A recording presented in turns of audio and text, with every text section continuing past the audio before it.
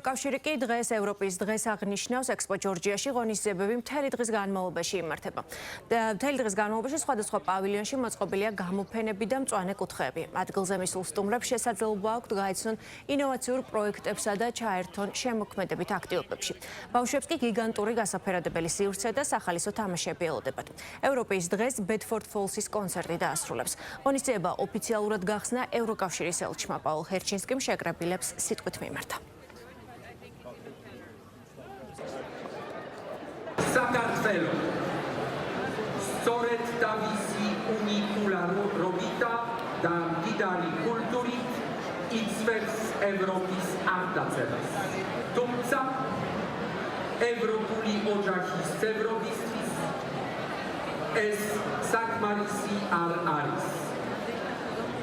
ევროკავშირის გზაზე წინსვლა ეფუძნება დემოკრატიულ განვითარებას. სამწუხაროდ, ბოლო პერიოდში საქართველომ შეაჩერა ევროკავშირისკენ სვლა.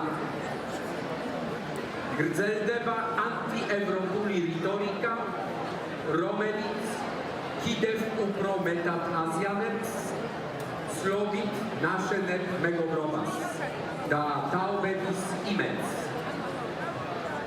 ჩვენ ერთად უფრო ძლიერები ვართ. ვიდრე ძალიკე. ძმაო, ძმითა არ ძლიერი. ჩვენ არ გარგავთ იმედს, რომ საქართველო ერთ დღეს ევროკავშირის წევრი გახდება. ამიტომ მზად ვართ განვაახლოთ ერთად მუშაობა ამ მიზნის მისაღწევად.